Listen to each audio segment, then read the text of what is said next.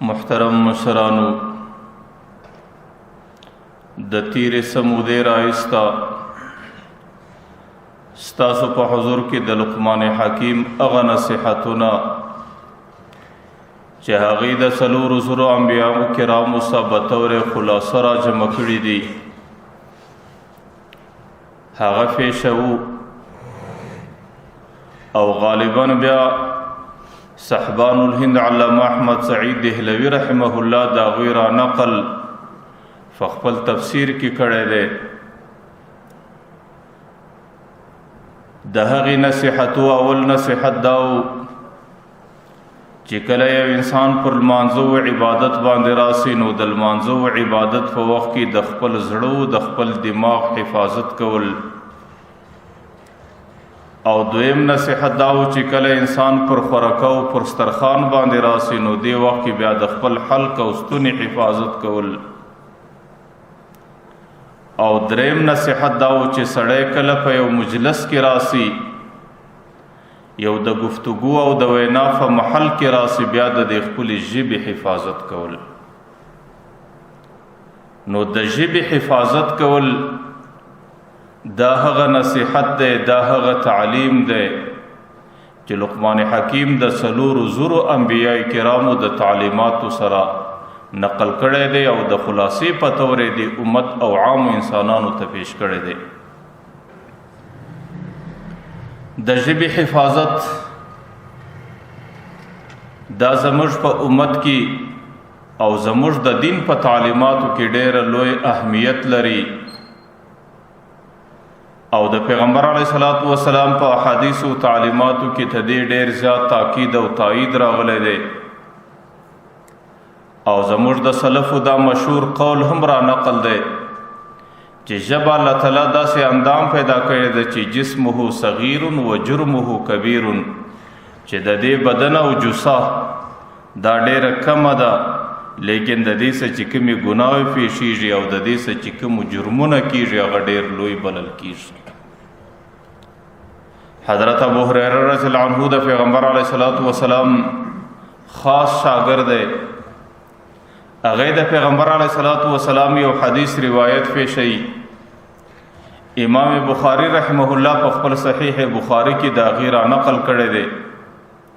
چې پیغمبر علیه الصلاۃ والسلام ویل من کان یؤمن بالله والیوم الاخر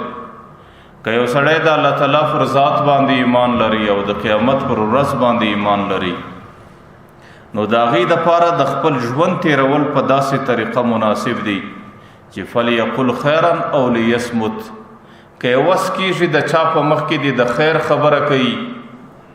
د غمخوارۍ خبره دی کوي د همدردۍ او د شفقت او د نصیحت خبره دی کوي او کچېرې دا د هغې په وس کې نه نو فلیصمت زندگی دی په خاموشي کې تیره کړي نو د ژبې استعمال زموږ په دې دین کې د هغې طریقه دا ده چې ژبه استعمالوي یا به د خیر خبره وي او د خیر په ویناو په خبره کې به استعمالوي او کچېرې د خیر خبره نسې کولی بیا به زندگی په خاموشي او په پټه خوله کې تیروي نو د پیغمبر علیه الصلاۃ والسلام د تعلیماتو ډېره حصه او لوی حصه او د پیغمبر د تعلیماتو ډېر تایید او تاکید دا هم د ژبې په حفاظت کې راغلی دی حضرت ابو هريره رضی الله عنه د پیغمبر علیه الصلاۃ والسلام یو بل روایت هم را نقل کړي چې پیغمبر علیه الصلاۃ والسلام مبارک ویل ان العبد لا يتكلم بكلمه بنده کله یو مجلس رالی هغې د خولې څخه یو خبره راوباسي او وما يتبين فيها فاغي کې څه نه وګڼي چې یاره ما خو د مذاق او مسخرو په شکل باندې وکړه یا زما د خولې څخه د غصې او د غضب په حالت کې وتلې ده یا خو ما د ظرافت او د خوش طبعۍ په شکل باندې د مرګرو په مجلس کې دا خبره کړې ده نو ما يتبين فيها دې په دې کې څه نه وګڼي لیکن الله تعالی کله د غیبی خبرې په خاطر باندې داسې ناراض شي چې يهوي بها في جهنم ابعد ما بين المشرق والمغرب الله تعالی د دې وی خبرې په خاطر د جهنم داسې کنده ته ورو غورځي چې دا غي فای او سر دا دومره زللیری لکه مشرق او مغرب چې څومره زللیری دي نو بنده خو یا د خوش طبعی په شکل باندې، یا د ظرافت په خاطر باندې، یا د مسخري او د مزاق په خاطر باندې، یا د غصې او د غضب په خاطر باندې د خپل سره وباسي، لیکن دته د هغې درندوالی او د هغې د کلمې وزن نور معلومیږي. د الله تعالی په دربار کې داسې درنه او وزنداره کلمه که نور هیڅ بد عمل سړی نه وکړي، الله تعالی د دې یوې کلمې په خاطر د جهنم ډېره ژوره کنده ته غورځوي. حضرت ابو هريره رضی الله عنه د پیغمبر علیه الصلاۃ والسلام یو بل حدیث را نقل کړي چې ګوره د ژبې وزن کدا بدو اعمالو په خاطر باندې ډېر دروند دی، د ژبې عمل ډېر دروند دی، دا رقم د نیکو اعمالو په خاطر باندې د ژبې عمل ډېر دروند راځي. ان العبد لا يتكلم بكلمه من رضوان الله، کله کله بنده یو خبره وکړي د الله تعالی د رضا په خاطر باندې چې الله تعالی را سره راضي سي، لیکن ولا يلقى بها بالا، پزړه کې دا نه چې دا دومره درنه خبره ده. نو که نور هیڅ نیک عمل نه يرفع بها فی الجنه، الله تعالی د جنت ډیر لوړې درجات ورکړي. خبره وکړه د الله تعالی د رضا والا خبره ده او په خبره کې څه نه وګڼل، لیکن د الله تعالی دربار کې د دیوی خبرې په خاطر باندې د جنت لوړې درجې ورکړي. وان العبد لا يتكلم بكلمه من سخط الله، کله کله بیا بنده د الله تعالی د ناراضګۍ او خبره وکړي چې الله تعالی په هغې باندې ناراض وي، ولا يلقى بها بالا، پزړه کې دا نه چې دا دومره درنه خبره ده، لیکن یهوی بها فی جهنم، که نور هیڅ بد عمل نه الله تعالی د دیوی خبرې په خاطر جهنم ته رسوي. نو د پیغمبر علیه الصلاۃ والسلام کوم حدیث حضرت ابو هريره رضی الله عنه را نقل کړی دي، دی باندې کسړې غورو کې د دې درو سره احادیث خلاصه، د دې درو سره احادیث مقصد او معنا هغه دا ده چې پیغمبر علیه الصلاۃ والسلام خپل امت ته د ژبې د حفاظت تعلیم پیښوي چې تاسو به د خپل ژبې حفاظت کوئ او ژبه د الله تعالی په مرضیاتو کې مستعملول، او چې په کومو اعمالو باندې الله تعالی ناراضه کیږي د هغې څخه د خپل ژبې حفاظت کول. اسې خو هر ځای موږ دا خبره کوو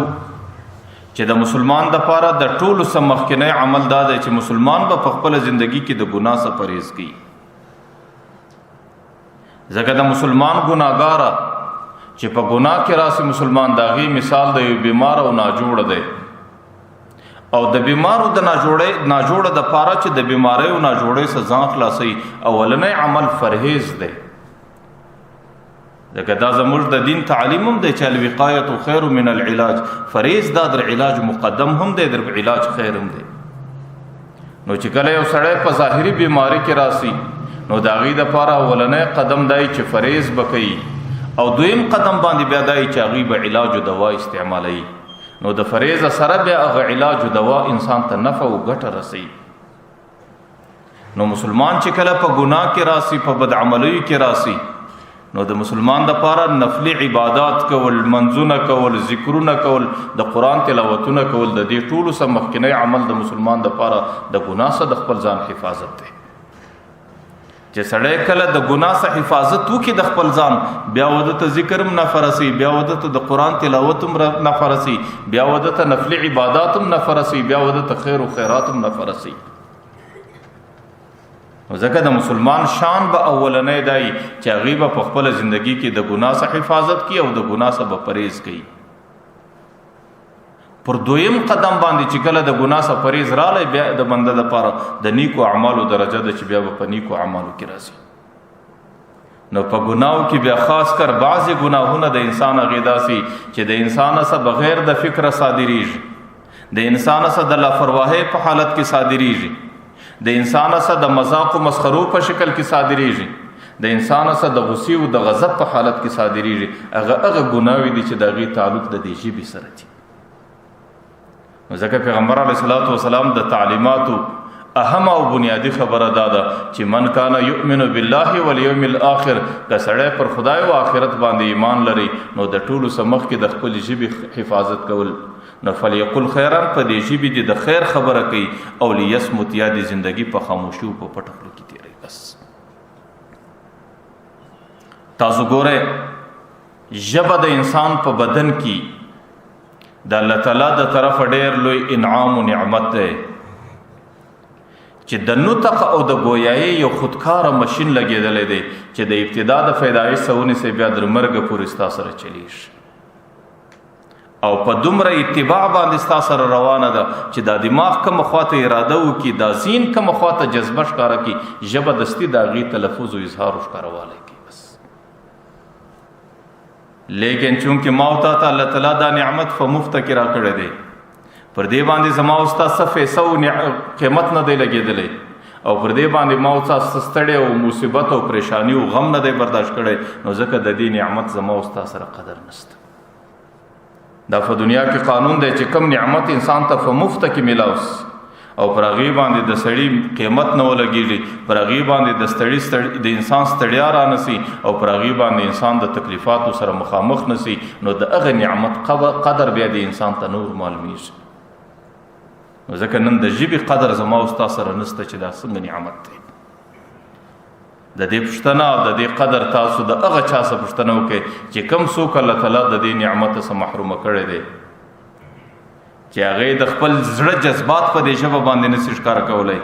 د خپل دماغ فکر او تصورات په دې ژبه باندې نسي ښکاره کولی تاسو د هغې څخه پوښتنه وکړئ چې هغې په معاشره کې د کمې بېوسۍ او بېکسۍ په حالت کې زندګي تېروي.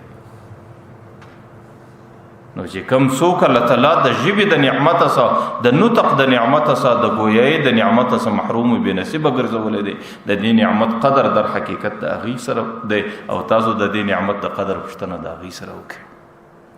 یا انسان د دې خپل دماغ سره د دې خپل زړه سره لږ فکر او تصور وکړي چې که چیرې الله تعالی زما د دې ژبې قلم مات کړي او زما پر دې نطق او گویایي باندې کنټرول راسي او د دې ژبې سره الله تعالی د نطق او د گویایي صفت پورته کړي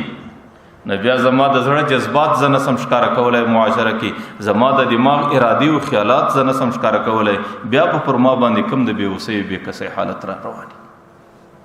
نو ځکه ژبه د الله تعالی د طرفه انسان ته په ټولو اندامو کې الله تعالی ډېر لوی نعمت انسان ته په نصیب ورکړی ده.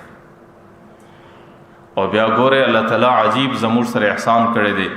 چې د دې دماغ او د دې ژبې الله تعالی عجیبه تعلق او رابطه جوړه کړې ده چې کله دا دماغ یو طرف ته سي ژبه دستي هغه وینا کوي او چې دماغ بل طرف ته سي ژبه هغه وینا کوي او چې دماغ کومه اراده کې راسي ژبه ژر هغه اراده ښکاره کوي او دماغ چې په کومه جذبه کې راسي نو ژبه دستي د هغه جذبې ترجمان یا د جذبه دستي معاشره کې ښکاره کوي. که چیرې الله تعالی د انسان ته ژبه ولورکړي او د دې څه وروسته الله تعالی د انسان ته وایي چې د دې ژبې استعمال ستا پر ذمه دی ته په خپله استعمالوه د الفاظ په ادا کوه نو بیا به زما او ستا دپاره ډېر لوی مشقت وي چې یاره دا ژبه چې الف ادا کوي زه پر کومه خوا یوسم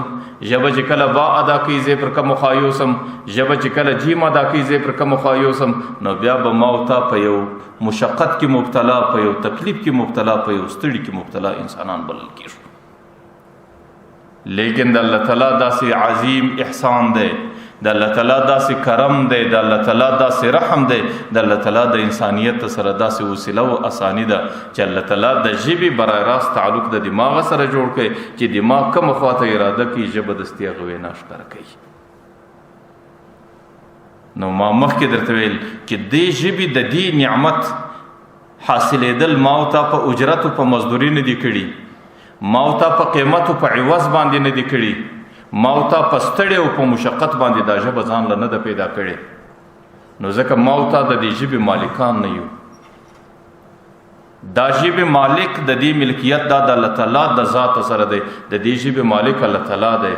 او الله تعالی یو څو ورځې امانت ما او تا ته دا ژبه راکړې ده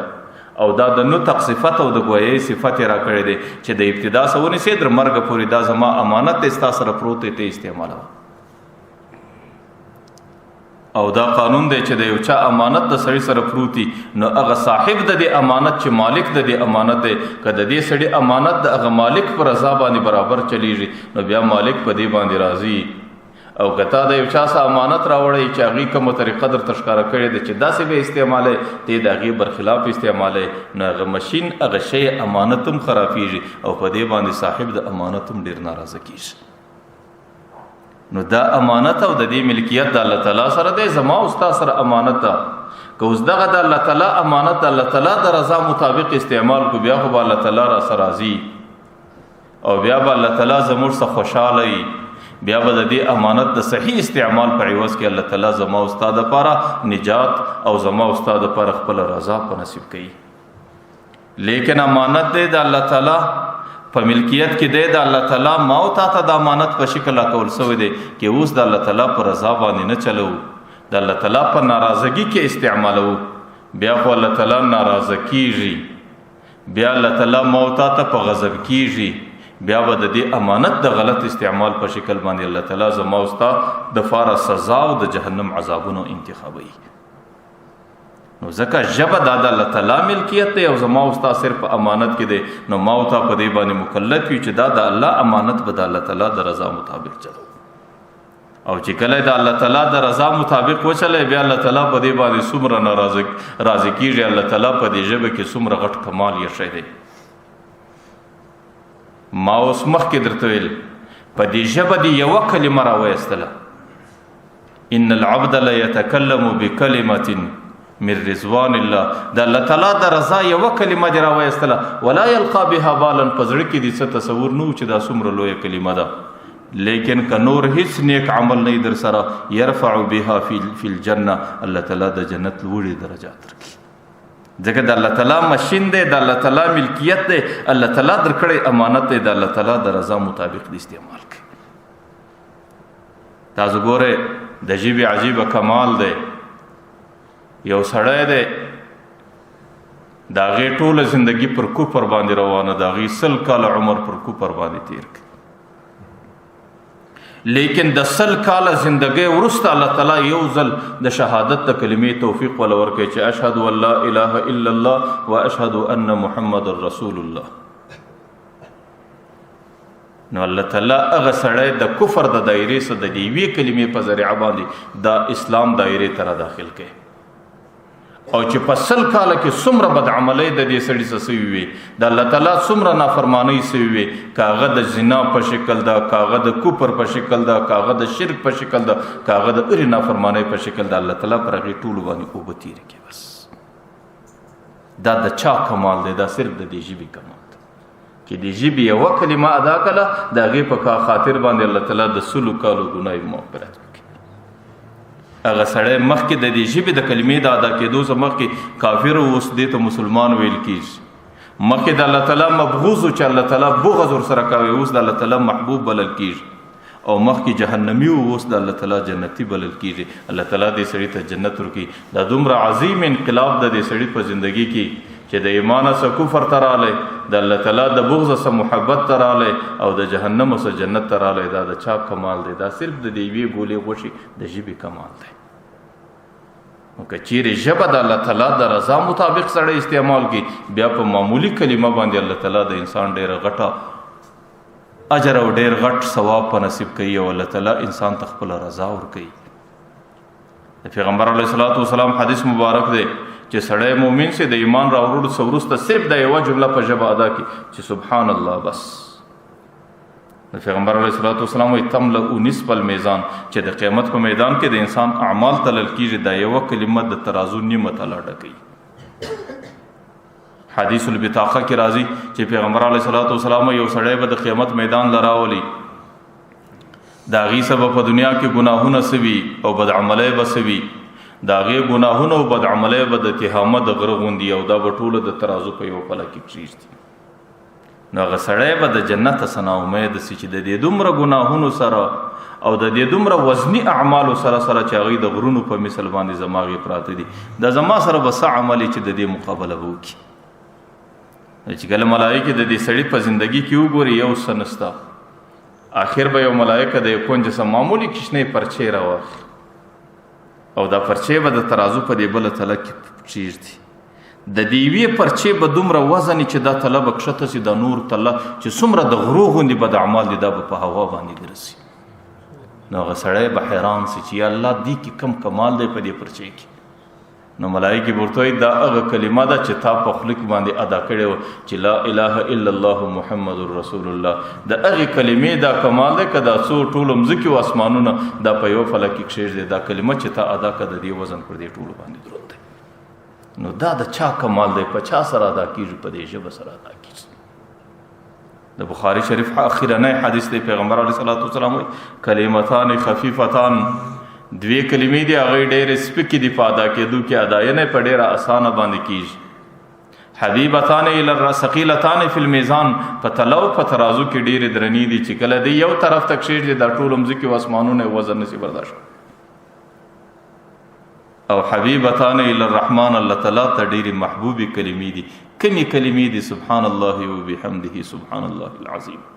چې کله یو سړی دا کلمه همیشه وای سبحان الله وبحمده سبحان الله العظیم، نو پیغمبر علیه الصلاۃ والسلام په وینا کې ډېرې سپکې دي او د قیامت په میدان کې چې اعمال تلل کېږي ډېرې درنې دي او الله تعالی د ډېرې محبوبې کلمې دي، د دې په خاطر بنده سره الله تعالی محبت ساتي. نو دا د ژبې کمال دی او دا د ژبې د اداینې طریقه ده او دا هغه شی دی چې ژبه انسان د الله تعالی د رضا مطابق استعمال کړي. یو صحابي پیغمبر علیه الصلاۃ والسلام ته وی یا رسول الله ای عمل افضل، دنیا کې زما د پاره کم عمل ډیر فضیلت لري؟ پیغمبر علیه الصلاۃ والسلام ته ان یکون لسانک رطبا من ذکر الله، چې ستا ژبه د الله تعالی په ذکر همیشه نو دی. کناسته د الله تعالی ذکر دی، کولاړې د الله تعالی ذکر دی، کروانې د الله تعالی ذکر دی، کپکور کې د الله ذکر دی، کپ بازار کې د الله تعالی ذکر. نو پیغمبر علیه الصلاۃ والسلام او صحابي ته وی چې د ټولو اعمالو څخه بهترین عمل دغه دی. نو چې کله ژبه د انسان د الله تعالی د رضا مطابق استعمال کی، بیا به انسان دې ته حیران شي چې زما عمل نامه په کم قسم د نیکیانو ډکه سوه او بیا ژبه په کم شکل د الله رضا د انسان په نصیب کوي او په کم شکل باندې د انسان د پاره د الله تعالی په جنتو کې کور پیدا کوي. حضرت معاذ ابن جبل پیغمبر علیه الصلاۃ والسلام څخه پوښتنه کی چې ایو عمل افضل دی؟ د الله رسول کم عمل افضل دی؟ پیغمبر علیه السلام دا ژبه مبارکه داسې راوایسته، باره دا ګوته داسې ورته نسی وایي هذا د دغه ژبې صحیح استعمال دا د ټولو څخه بهترین عمل دی. نو ځکه ژبه الله تعالی داسې اندام پیدا کړې ده چې ظاهرا شکل او جسه ډېره کمه ده، لیکن که چیرې د الله تعالی فرمان کې استعمال کې بیا هم د دې اجر ډېر زیات دی او که د الله تعالی نافرمانی کې استعمال کې بیا د دې وزر او ګناه هم ډېر لوی ده. یو سړی دی هغه یو چاته یو د دین نیک خبر ورشي او د دین یو مسله ورشي، یو لار ورشي چې درسو پورې هغه انسان په دې باندې عمل کوي، درغه وخت پورې د دې شوونکي په عمل نامه کې پوره اجر او مزدوري جمع کیږي. مثلا ته په جمعات کې په مسجد کې یو سړی د لمونځ په ښه طریقه باندې نه کوي، کله د رکوع څخه نه پورته کیږي، کله د سجدو په مابین کې نه کښیني، نو په دې سره هغه خپل لمونځ هغه انسان خرابوي. نو چې کله ته په یو کونج کې په تنهایی کې په یوازیوالي کې د شفقت او د محبت په شکل باندې ورته وایي چې سړی د لمونځ دا رقم نه کیږي،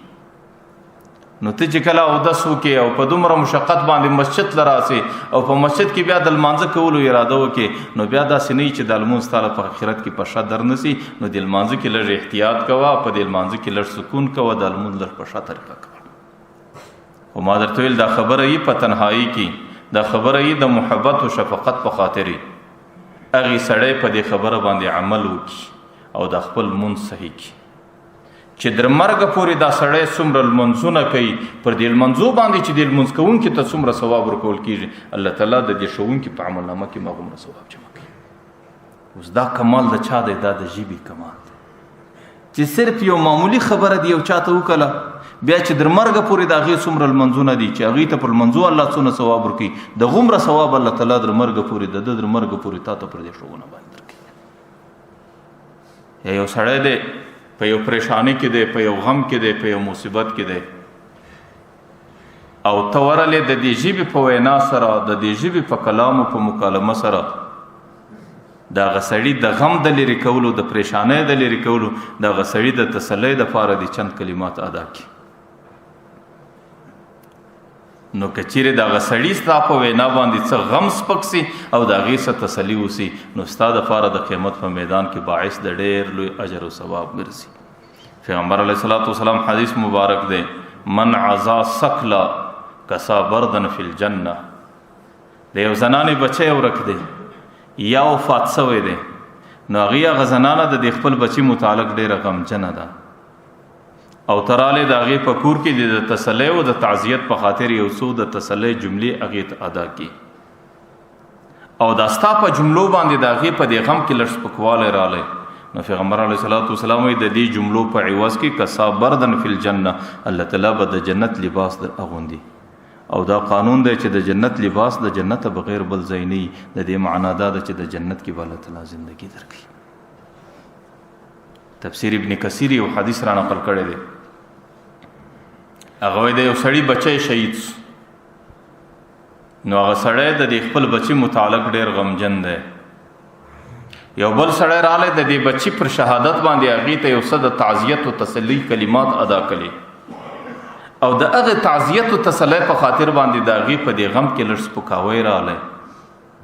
نو چې هغه مور پلار ته الله تعالی د دې شهید بچي پر شهادت څومره اجر ورکوي، د غومره اجر الله تعالی د دې کلمې ادا کولو پر تسلی باندې هم ورکوي. چې کوم چې هغې ته د تسلی کلمه ادا کړه، نو چې مور پلار ته د بچي پر شهادت باندې څومره اجر دی، دې تسلی ورکوونکي ته الله تعالی پر دې تسلی باندې هم د غومره اجر ورکوي. اوس دا د چا کمال دی؟ دا د ژبې کمال دی. یو سړی دی په یو لاره کې روان دی، صرف لاره ځینې ورکه ده، نو یا ستا څه پوښتنه کړې یا نه کړې، خو ته په دې باندې پوه سې چې دا سړی پریشانه دی، دا سړی د لارې څه غلط دی، نو ته راسې هغه سړی در لاس ونیسې په صحیح لار باندې برابر کړې چې سړی ستا چې کوم منزل مقصود دی چې ته کوم ځای ته ځان رسې هغې دغه لار ده، نو که چیرې هغې ستا په دې ښوونه باندې پر دې صحیح لار باندې ولاړ سي، ستا دپاره د قیامت په میدان کې باعث د لوی اجر او د ثواب ګرځي. نو مقصود می دا دی چې ژبه زموږ د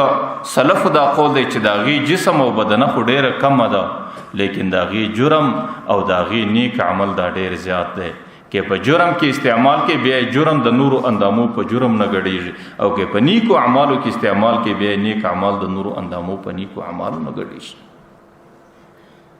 نو ځکه ژبه صحیح استعمالول، ژبه د الله تعالی د رضا مطابق استعمالول او په ژبه باندې داسې ویناګانې کول چې سبا د قیامت په میدان کې د انسان دپاره د نجات او د الله تعالی د رضا سبب او موجب وګرځي.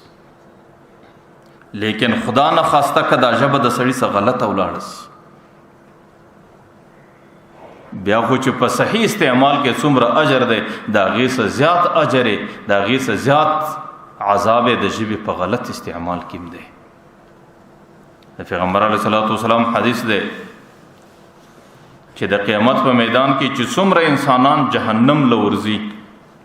په هغې کې به لویه حصه هغې چې هغې به د دې خپلې ژبې د تیزۍ په خاطر جهنم رسي. چا به په مجلس کې د مسلمان غیبت کړی، چا په مجلس کې داسې خبره کړې چې د مسلمان زړه پذیر کړی، چا په مجلس کې د مسلمان عیب ښکاره کولی، او چا په مجلس کې د مسلمان غیبت چغلي کړې،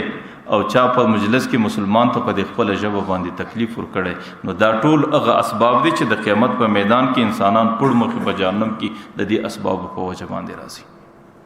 ځکه پیغمبر علیه الصلاۃ والسلام وایي وهل یکب الناس فی النار الا حصائد السنتهم، انسانان چې پړ مخې په جهنم کې لویږي اکثریت د دې خپلو ژبو د تیزۍ په خاطر باندې. ځکه ژبه کنټرولول او ژبه استعمالول او دا ژبه قابو کول او د ژبې ته جلو راچول چې په هر محفل کې په هر مجلس کې د سړي ژبه غلطه روانه نه وي، نو دا زموږ د دین تعلیم دی او دا د 400 انبیاو د تعلیماتو څخه د لقمان حکیم را خلاصه سوی نصیحت دی. تاسو زموږ سلفو ته ګورئ، زموږ سلفو د ژبې کنټرول په کم شکل باندې کوي. زموږ دا عقیده ده چې په ټول امت کې د انبیاو سره لاندې لوړه درجه د حضرت ابوبکر ده. ځکه کله تاسو ته چې پیغمبر علیه الصلاۃ والسلام به د حضرت ابوبکر متعلق دا بشارت و زیری پیښوي چې انی لا اعرف رجلا باسمه و اسم ابيه، ما ته یو سړی را معلوم دی د دو د پلار نوم را معلوم دی، ولا یاتیه الا وباب من ابواب الجنه یقول مرحبا وتشریفا، چې د کله پر جنت را ښکارا سي د جنت ټولې دروازې دا تمنا لري چې د زموږ په لار جنت ته ولاړ سي، د جنت ټولې دروازې د مرحبا او تشریفا ناره وي. حضرت سلمان فارسی ورته ان هذا لمرتفع شانه یا رسول الله، اے د الله رسول دا ډیره لوړه درجه د الله تعالی چاته ور کوي. پیغمبر علی السلام ابو بکر تعالی سونی ول انما هو لابن ابي قحافه، دا د قحافه بچي ابو بکر ته ور کوي. لیکن د ابو بکر څنګه زندگی و؟ حضرت ابو بکر رضی الله عنه یو ورځ د خپل ژبه داسې نیولې ده، په دې لاس باندې داسې پیچی. یو صحابي ورته یا ابو بکر د دې ژبې سره ته څه کوې؟ نو دی ورته ان هذا لاوردنی الموارد، دا هغه عمل، دا هغه اندام دی، دا هغه جز د بدن دی، لاوردنی الموارد چې دی ډیر د هلاکت ځایو ته زه رسولی، ډیر په هلاکت کې اچولم او ډیر ته تباهی طرف ته بیولم. نو په دې خاطر باندې دا اندام او دا ژبه پر لپیچم. حضرت ابو بکر رضی الله عنه زندگی داسې تیرېدله چې هغې به همیشه په دې خولو کې کاڼی ساتي، ټوله ژوند به په دې خولو کې ډبر اچولی. نو چا ورته ویل چې ابو بکر دا څه کوې؟ دې ژبې کې د ډبرې اچولو څه معنا او څه مقصد دی؟ نو حضرت ابو بکر ورته وی چې ګوره په مجلس کې چې کومه خبره د ضرورت ده نو زما په خولو کې کاڼی دی، هغې د دې سره ادا کولی سم، او چې کومه خبره ته زما ضرورت نسته نو د هغې د ادا کولو څه ځان راګرځوم، ځکه دا کاڼی یې سم خبرو کې ماته تکلیف راکوي، نو بې ضرورته خبره بیا زه نه کوم. نو چې حضرت ابو بکر رضی الله عنه د ژبې سره دا حالت دی، هغې خپله ژبه پر لپیچي، هغې وایي زه خپلې ژبې هلاکت ته ورسولم، او هغې د خپلې ژبې حفاظت په دې شکل باندې کوي چې په دې خوله کې کاڼو ورسره اچي. نو زما او ستا پر حالاتو دی الله تعالی رحم کوي. نن زموږ په معاشره کې څه وبا روانه ده چې هغې د ژبې بیجله و پرېښول. که په کوم ځای کې د مشرانو مجلس روان دی، که د کشرانو مجلس روان دی، که د سپین ږیرو مجلس روان دی، که د تور ږیرو مجلس روان دی، او که د نارینهو مجلس روان دی، که د زنانو مجلس روان دی، بیا خو پر ده باندې همزولې راټول دي، بیا خو پر ده باندې ملګري راټول دي، بیا دی د خولې څه داسې خبره ادا کوي چې بس خلک پر ځان وخندوي.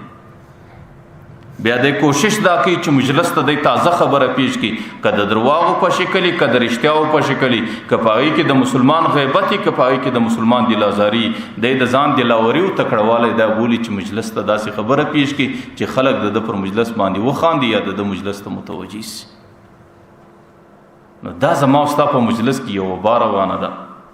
نه بیا په هغه مجلس کې غیبت هم روان دی، بیا په هغه مجلس کې د مسلمان نقل هم روان دی، بیا په هغه مجلس کې د مسلمان دلازاري هم روانه ده، او بیا په هغه مجلس کې مسلمان ته تکلیف راوستل، د مسلمان چغلي کول، د مسلمان عیب ښکاره کول، دا یو مجلس د ټولو ګناو مجموعه سي. بیا خو دی الله تعالی پر موږ باندې رحم کوي، که نور هیڅ بد عمل نه وکړو، نور مې هیڅ مجلسونه نه وي، که الله تعالی احسان را سره ونه کړي، دغه یو مجلس مې د جهنم کفایت کوي بس. په دې خاطر باندې ژبه بیجله و پرېښول، او ژبه په هر خبره کې استعمالول، او ژبه عامه پرېښول، دا د پیغمبر علیه الصلاۃ والسلام د تعلیماتو خلاف دی. دا د خپل ځان سره د خپل نفس سره ظلم کول دي. اسی خو د ژبې ګناه پیغمبر علیه الصلاۃ والسلام په عامه معاشره کې یاد کړی ده، لیکن بیا پیغمبر علیه الصلاۃ والسلام خاص کر د دې ګناه کثرت د زنانو متعلق ویلی دی. پیغمبر علیه الصلاۃ والسلام د کشنی اختر ورځ مبارکه ده، د کور سره ووتی د عیدګاه میدان له راځي، نو چې کله په صفو باندې راکښوځي، په اولو صفو کې زنانې ناستې دي، نو د زنانو په مابین کې ودرېدی، بره ورته یوه خبره درته کوم،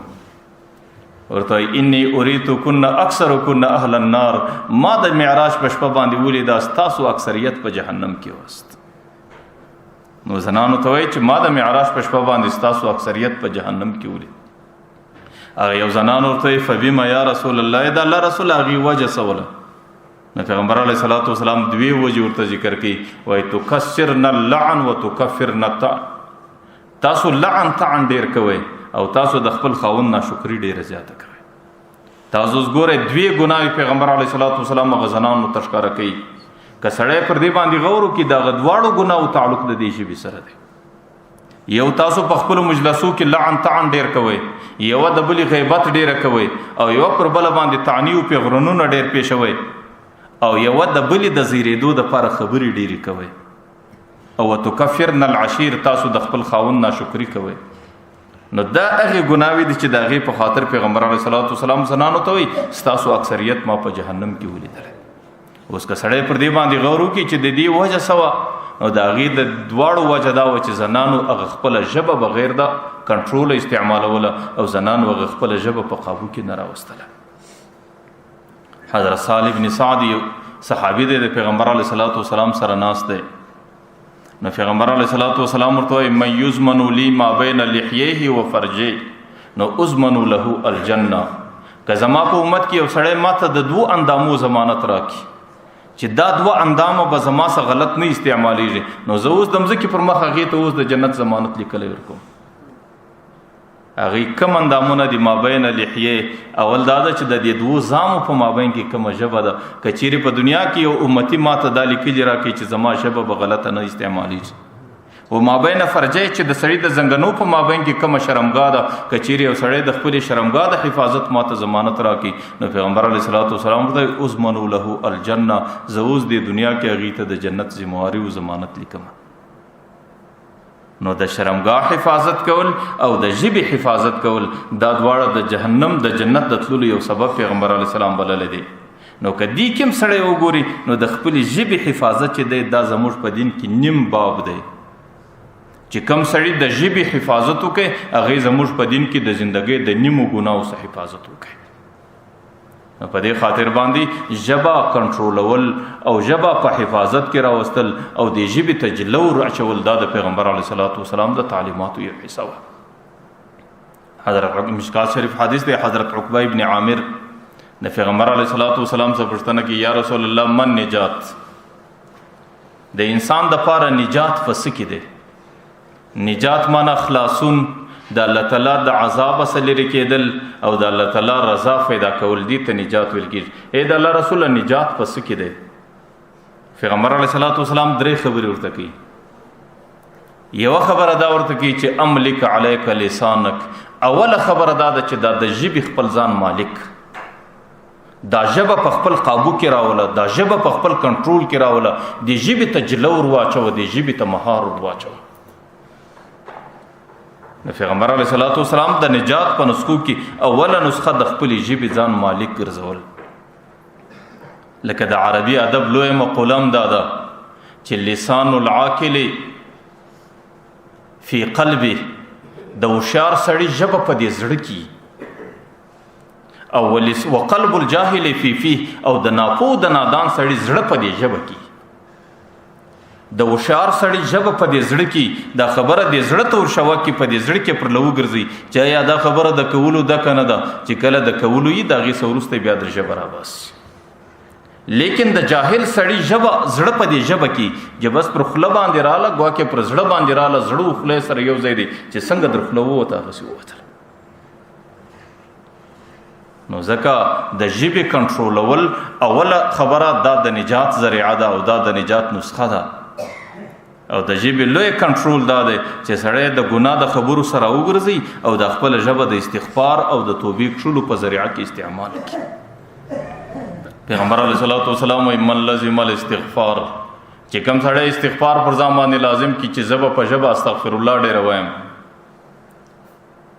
نو جعل الله من كل ضيق مخرجا، الله تعالی به د هرې تنګۍ څخه لرې کوي. نن په معاشره کې زموږ لویه مسله هغه د رزق د تنګۍ ده او د نورو پریشانیو ده. او د رزق تنګي که لرې کول غواړې، که د نورو پریشانیو څخه ځان محفوظه کول غواړې، نو پیغمبر علیه صلات وسلام وایي لازم الاستغفار، استغفار پر ځان لازم کړه. دا یوازې ما او تا ته نه وایي، د پیغمبر علیه صلات وسلام عادت څه دی؟ پیغمبر علیه السلام وایي انه لیغان علی قلبی، زما پر دې زړه باندې هم کله پریشاني او وریځ راسي حتی استغفر الله فی کل یوم 100 مره، زه د ورځې 100 واره استغفار وایم. نو ځکه ژبه د نورو خبرو څخه کنټرولول، د مجلسو څخه کنټرولول، د مسلمانانو د عیبو څخه کنټرولول، د مسلمانانو د حالاتو ښکاره کولو څخه کنټرولول، بلکې د دې بجای ژبه په استغفار او په توبه کې استعمالول. نو چې کم سړی استغفار ډیر وایي الله تعالی به سور سره کوي. من لزم الاستغفار جعل الله من كل ضيق مخرجا، الله تعالی به د هرې تنګۍ څخه محفوظه ساتي. ومن كل هم فرجا، الله تعالی به د هر غم څخه لرې کوي. هم څه ته وایي؟ مولا علی قاری رحمه الله مشکات په شرح کې د دې متعلق لیکي الهم الحزن الذي يذيب الانسان، هم هغه غم ته وایي چې انسان ویلوي. والحزن ليس كذلك، یو حزن هم په عربي کې غم ته وایي، هم غم ته وایي، لیکن حزن کمزوري غم ته وایي او هم زورور غم ته وایي. نو الله تعالی به د دې سړي د زندګۍ څخه زورور غم لري کوي. ولې به لري کوي؟ ځکه چې کم سړی استغفار ډېر وایي هغه د خپل رب سره دوستی جوړه کړه. ځکه استغفار معنا توبه، او ان الله يحب التوابين، الله تعالی د توبه کوونکو سره محبت ساتي. او په دنیا کې دا قانون دی چې د یو سړي د بل سره محبتي، نو کوشش دی چې زما د محبوب سره غم لري، او چې د کم چا د الله تعالی سره محبتي، نو الله تعالی به د هغې څخه غم نه لري کوي. نو یو خو بدایي چې په هر تنګي کې به الله تعالی اسانی کوي، دویم به په هر غم کې الله تعالی د انسان اس باندې پراخي راولي، او دریم ورزقه من حيث لا يحتسب، الله تعالی به رزق د هغه ځای څخه کوي چې د به امو تمني. نو د پریشانۍ لري کېدل، د تنګۍ لري کېدل، د رزق پراخېدل، دا ټول الله تعالی استغفار کیږي دي چې په کومه ژبه باندې انسان استغفار ډېر وایي. مولا علی قاری رحمه الله وایي د دې دریو اعمالو په وجه فنزلوا منزلة المتقین، چې الله تعالی د متقیانو د پرهیزګارانو سره څه کوي، هغه اعمال ټول الله تعالی د دې ګناهګارانو سره هم کوي چې کوم ګناهګاران استغفار ډېر وایي. ځکه الله تعالی متقیانو ته څه وایي ومن یتق الله یجعل له مخرجا، چې کوم سړی تقوا کوي الله تعالی اسانی ور سره کوي. ويرزقه من حيث لا يحتسب، دا غیم الله تعالی رس د اغزا سکی چې د کوم ځای څخه د امو تمني.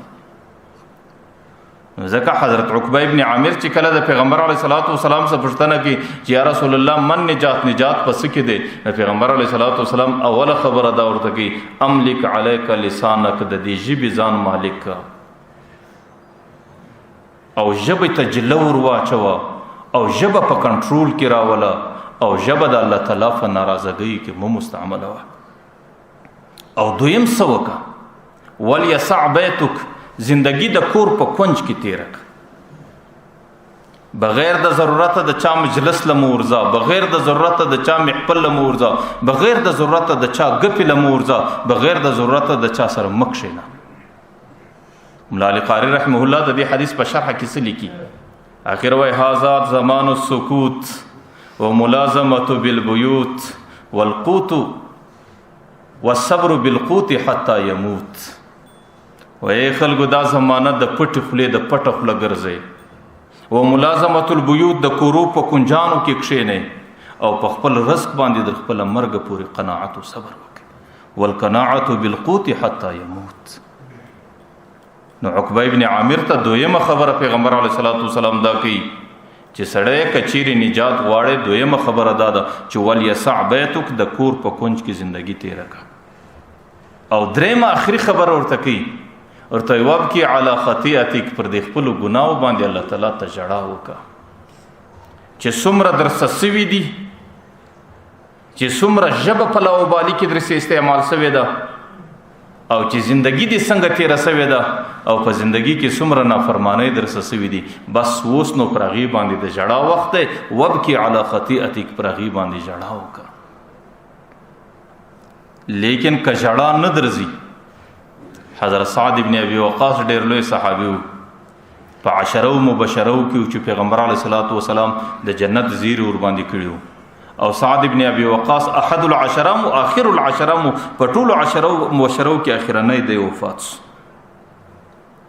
نو سعد ابن ابي وقاص د پیغمبر علیه الصلاۃ والسلام څخه پوښتنه کوي چې د الله رسول ته خو ماته دا وایي چې وابکی علی خطیئتک، پر خپلو ژړاو باندې، پر خپلو ګناو باندې ژړا وکړه، ماله ژړا نه راځي.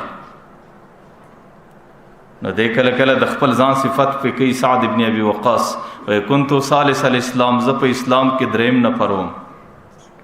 زما سره مخکې دوو کسانو اسلام راوړی دی، پر پیغمبر دریم اسلام ما راوړی دی. وكنت اول من رمى السهم في الاسلام، په اسلام کې اول غشی د پیغمبر په مخ کې ما غورځولی دی، او ما ته پیغمبر دا ویل اللهم سدد سهمه واجب دعوته، یا الله د حضرت سعد دعاګانې قبله، یا الله د غشی در خپل منزله سیده رسه. او کله کله خو د احد په میدان کې پیغمبر علیه الصلاۃ والسلام ورته وی ارمی یا سعد فداک ابي و امي، ای سعد غشی ورغورځو د کفارو ته، زما مور پلار دی پر تا قرباني. د پیغمبر علیه الصلاۃ والسلام په ټوله سیرت کې 2 صحابه ته دا ویلي دي چې زما مور او پلار دې درته قرباني، یوه حضرت سعد ابن ابي وقاص ته ویلي دي، یوه حضرت زبیر ته ویلي دي. نو سعد ابن ابي وقاص د پیغمبر علیه السلام څخه پوښتنه کوي چې د الله رسوله ته خدا وایي چې نجات پدې کې دی چې خپل ژبه کنټرول کا، او نجات پدې کې دی چې زندگی د کور په کونج کې تیر کا، او نجات پدې کې دی چې پر خپل ګناو باندې جړا وکماله جړا ناراضي. د پیغمبر علیه الصلاۃ والسلام ورته ابکو جړا وکا، لیکن و ان لم تبکو فتباکو، که جړا نه درتله د الله تعالی دربار کې د جړا شکل ورته جوړوا. نو الله تعالی هغه ذات چې د جړا شکل دا د جړا په حقیقت باندې قبلوي، چې کم سړی جړا کولای شي د الله تعالی دربار کې جړا کول، او کچېره جړا نه ول ورځي صرف د جړا شکل الله تعالی ته جوړول، الله تعالی د جړا شکل د جړا په حقیقت باندې قبلوي. نو ځکه دا نجات دی، دا د الله تعالی رضا ده، او دا د الله تعالی په دربار کې ځان خلاصول، او د الله تعالی د جنت او د مهمانۍ ځان لایق جوړول، هغه دا دی چې د خپل ژبه انسان په کنټرول کې راولي. پیغمبر علیه الصلاۃ والسلام حدیث دی اذا اصبح ابن آدم، چې کله پر انسان باندې سهار نو فإن الأعضاء كلها تكفرن اللسان، دا اندامونه ټول راسي د ژبې ته زارۍ شروع کی. و یا لسانو اتق الله فینا، ای ژبې زموږ متعلق دا ټول اندامونه ورته د الله سره وبېرېږه. فإن استقمت استقمنا، که د نن ورځ په ښه شکل تېره که زموږ پر ټولو اندامو به ښه ورځ تېرېږي. لیکن و ان اعوججت اعوججنا، که د په نن ورځ کې کژوالی وکړي د الله نافرماني دې وکړه، موږ ټول اندامونه به په نافرماني کې شمارل کېږو. په دې خاطر باندې زموږ د سلفو دا قول دی چې جسمه صغیر و جرمه کبیر، بدن ډیر کم دی د غوښې یو ګوله ده، لیکن و جرمه کبیر، ګناه ډیر لوی دی چې هغې بیا د الله تعالی د ناراضګۍ سبب ګرځي، او هغې د الله تعالی د عذابونو موجب او ذریعه ګرځي. نو د لقمان حکیم یو نصیحت چې هغې د 400 پیغمبرانو سره اورېدلی نصیحت دی، هغې دا وایي چې یاره کله چې ته مجلس له ورځې، کله محفل له ورځې، کله د گفتگو د وینا ځای له ورځې، نو د دې خپلې ژبې حفاظت کوئ چې یاره زما ژبه په کوم شکل باندې روانه ده. نو الله تعالی دې موږ او تاسو ته د ژبې د حفاظت توفیق راکړي. الله تعالی دې دا څو خبرې په خپل دربار کې قبولې ګرځي. واحد